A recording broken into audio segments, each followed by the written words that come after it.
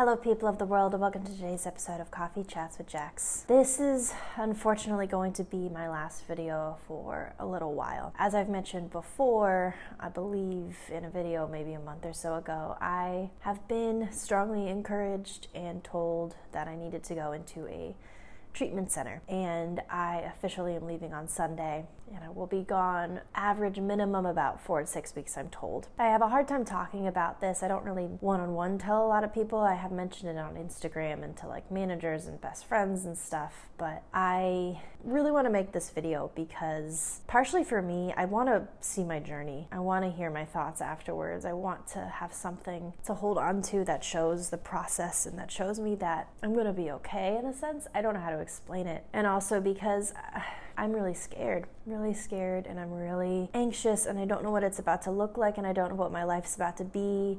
But I also feel hopeful because I'm gonna get to go somewhere where I get to just be and breathe and feel. I don't know, I'm frustrated, honestly, because at first it felt like a big step backwards. I was like, I just spent a year in weekly trauma therapy, showing up and doing the work, and I've had so many moments in my life where I'm like, that's my healing, this is it right now. Finally, I'm taking off the mask. Finally, I'm this, or taking the power back, and I don't know. And so this felt like, when I was told about this initially, I felt like a bunch of steps backwards, and I felt like, no, it's not that bad. It can't possibly be that bad. I'm fine. What do you mean a treatment center? But recently I was talking about this with one of my best friends, and she told me that. What if everything else was leading you to this place? What if this is the next right thing? What if this is the next move? What if you had to do all that work in order to get to this place, and now this is what comes next? This isn't backwards, this is next. This is the big next step, and it's important. But good God, you guys, I'm really scared. I'm going to this place that is supposed to be an eating disorder treatment center. I don't know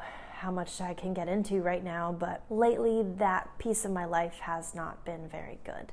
And it scares me. It feels kind of out of my control. And what's hard about talking about eating disorders, or what's talking about treatment centers, is that we don't really talk about that much, at least from my perspective. That's not a common conversation that we have. My doctor, I had to go to get a bunch of lab work done and shots and stuff before leaving, and my doctor had to fill out this medical packet for it, and she looks at it and she goes, eating disorder, we've never talked about that. And I was like, it's not really something you just bring up. I hold on to so much shame for it.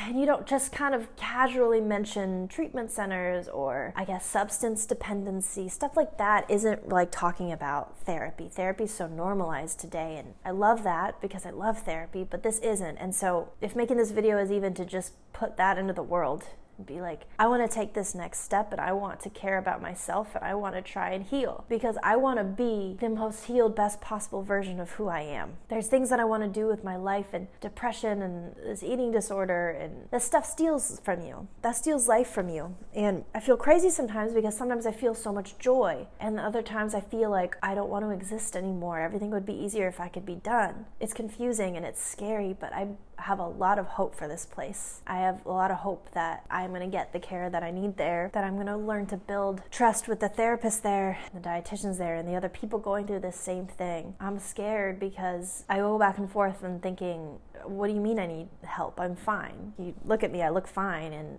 I'm going through everyday life, and I'm smiling, and I'm getting through it, and it's just like anybody else. What do you mean I need to go to a treatment center? And then there's the other side of me that has days like a couple days ago or nights like last night when I don't know how to explain it. It's like everything inside of me is on fire, and I don't want to be here. And I don't know how to get out of it. It's like I was in some kind of alternate universe, like the Upside Down in Stranger Things or something, and I'm just begging to get out, and I don't know how. And there's been so many times where I thought religion will fix this, God will fix this, and it makes it so confusing because isn't that what God's supposed to do? Why not me?